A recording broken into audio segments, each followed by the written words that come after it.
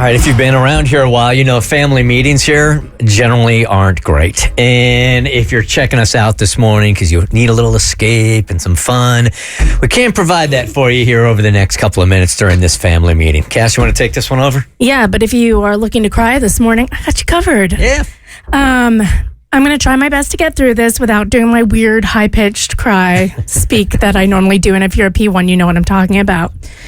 My mother had been battling breast cancer for the past 4 years, and on Father's Day, she passed away. That's the short of it. Bert's been so gracious to allow me to work from Louisiana so I could be with her in her final weeks and work remotely and give me time off to deal with the grief. It's been a long journey. I remember when she first told us that she had breast cancer, we were going to visit over July 4th, and I was so excited because I was going to surprise my parents with the news that I was pregnant with our second child, our son. And I had walked in with my daughter wearing a Big Sister t-shirt. She was like 2 at the time, or one and change. And, you know, they were so excited, and we were waiting to find out the gender, and we found it out while we were there, and we told them, and it was this big thing. And on the very last day, she sat us down and told us that they had found breast cancer. And I just remember thinking, you know, that was probably the whole weekend she was gearing herself up to telling us. And then I busted in with the I'm pregnant news, and her having to sit on that for the entire weekend, knowing she was about to share this news. At the time, it was only stage 2. We had to fight with insurance who didn't want to cover any treatment, to the point where she had her chemo port installed, was sitting in the chair with the chemo tube in, and they had to undo it because insurance decided to deny her claims.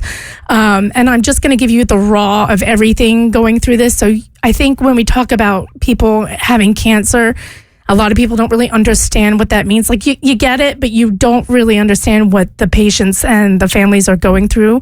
And it's a lot. And she fought it. The scan showed she was clear. And then a few months later, she went in for something else to get a scan. And the very bottom of the scan, for a totally different issue, had caught some more growth, some more tumor growth, which I was frustrated that there aren't more frequent scans after you're supposedly clear from cancer. Hers was supposed to be a year out.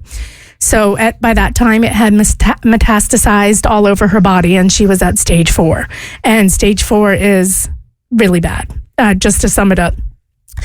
And she fought. She went to MD Anderson in Houston. She decided to take this thing on. And, you know, it gave us 4 years with her. And I'm so grateful for those 4 years. But the last one has been the hardest. And it is very weird, too, to have this living grief hanging over your head, because for 4 years we knew that it was going to take her life, except we didn't know when, because there are huge advancements in breast cancer. I mean, there are people who live for decades after, you know, undergoing treatment or even with it. And, you know, and MD Anderson was very upfront. They're like, we cannot cure your cancer, but we can help you live with it. And that's what they did. And I'm eternally grateful to their staff and everyone in that building. I remember walking around. She had to have a radiation on her brain because tumors were forming there, and she was cold. And I'm running around the halls trying to find a warm blanket. And there are 2 men in suits, very clearly not doctors, very clearly administration. And they saw me looking, and they must have been pretty high up at MD Anderson. They stopped what they were doing, their meeting, to go get my mom a warm blanket. And that's the kind of staff that they have at that hospital. So she fought it, and she fought it well, but it was a very aggressive form of cancer, unfortunately, that she had contracted, I guess, or got. And so we were living with the knowledge that it was going to take her life, but we tried to make every single day count. And finally, it was when we were visiting my sister for her PhD graduation in New Orleans, my mom broke down and told us that she couldn't do it anymore because she was in so much pain. She was on so many meds, and they weren't touching the pain. And so we told her, we said, you know, you have to do what you have to do. You have to stop putting us first, because that's what she always does, puts other people first. We're like, you can let go. It's okay. So that next Monday, she made the decision to enter hospice care. Now, I didn't know anything about hospice care when we started. I think a lot of people maybe think of a hospice home that you move into, or being in a hospital. My mom wanted to pass at home. So we signed up, but my parents live in a very rural community in Louisiana, so it's not like the hospice services or what you might get in a big city. And I was not prepared for the level of caretakers taking that I would have to do. And of course, gladly doing it. But it gave me an insight into what hospice workers have to deal with bathing and changing somebody who can't stand or even move around themselves. And this whole time you're doing it and you're like, this is my mother. And she looks nothing like she did before.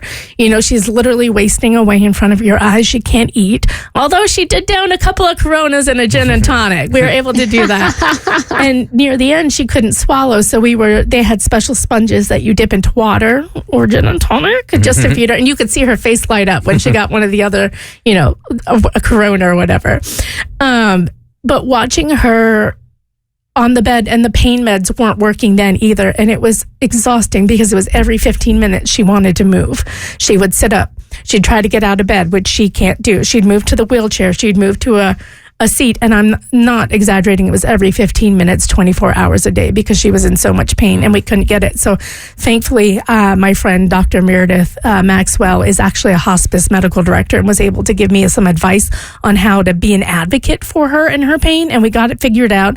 And then she was resting comfortably. I got about, probably by the time I went down, the decline was fast. And this entire time, I think I was living in Delulu land a little bit because I'm like, it's going to be fine. She's a fighter. She's going to hang in there. We're going to be one of those cases that has like 20 years. She'll just be living with it. And the first thing that got me was when she started walking around with oxygen tanks because she couldn't walk and couldn't breathe because there were so many tumors in her lungs and it was compressing them. And that was the first time, but I'm like, we still got this. And then once she entered hospice care, it's like she gave herself permission to let go, and it was like that. I think I got one lucid day with her before she sort of slipped into a semi-conscious state.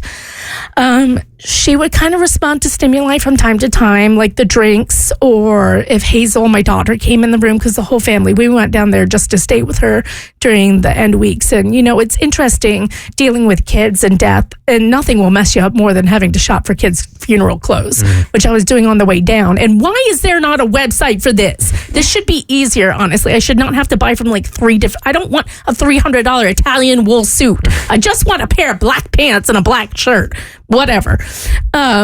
We decided to let them see some of it so that they would get used to the idea of death. Obviously, we kept them away from the really hard, gritty parts, but we let them see raw emotion. We let them talk to her. They got to spend a little time with her in the bed and have their final moments with her. And just watching her sleep and move, sort of disappear bit by bit. And watching my mom disappear was hard. And watching the woman I knew, who was so strong, turn into a frail, weak version of herself because of some stupid disease is so hard to do. And finally, she passed away on Father's Day, peacefully. My dad was by her side, and I have some guilt over it because she always said she wanted to pass surrounded by family, but honestly, she was hanging on in there. We thought she was going to pass like a week earlier. We're like, this is it. Prepare everyone. I think I emailed you guys. I'm like, this is it. And then she's like, psych, we got another week left.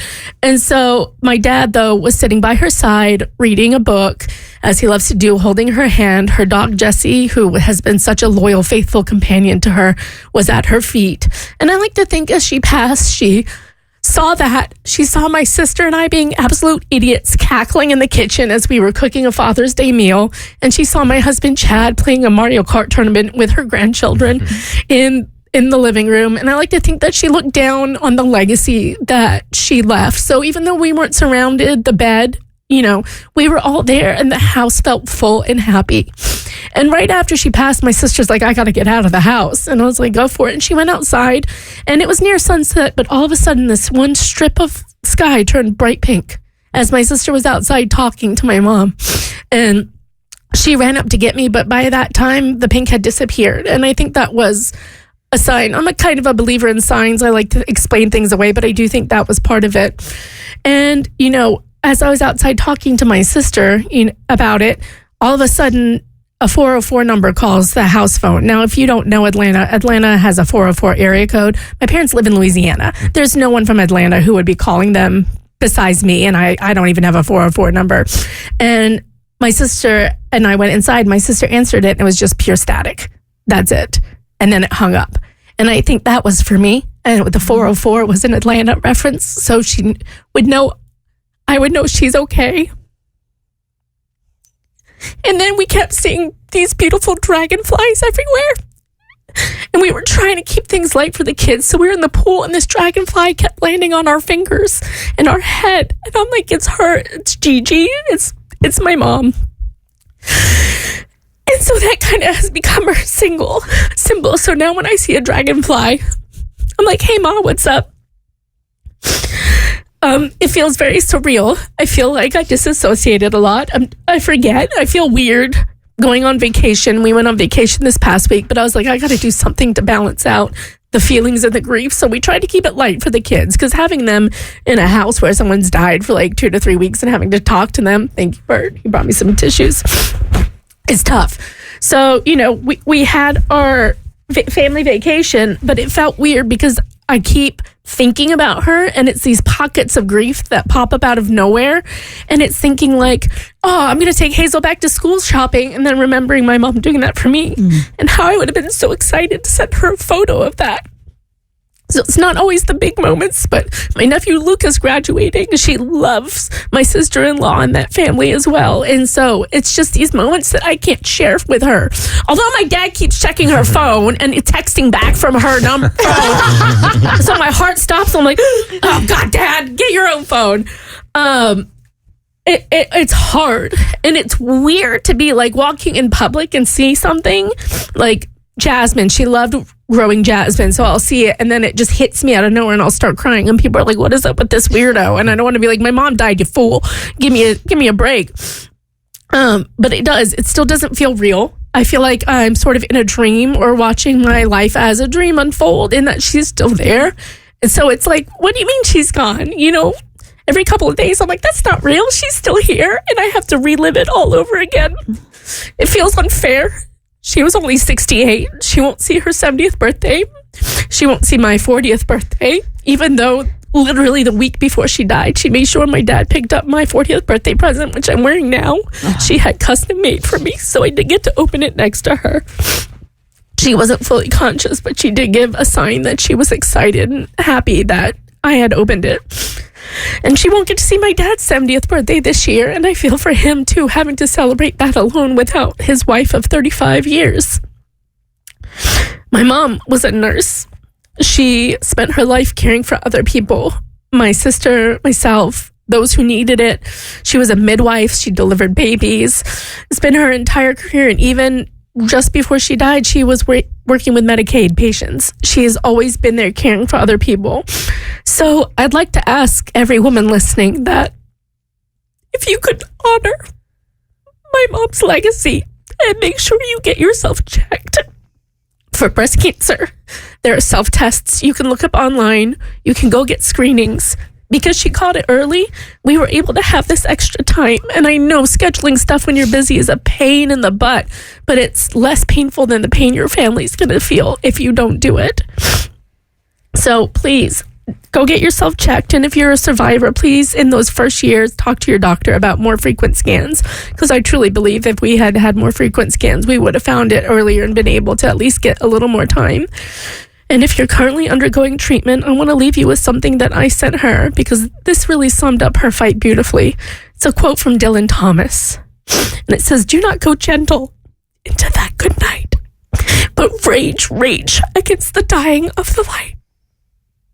I love you, Mom.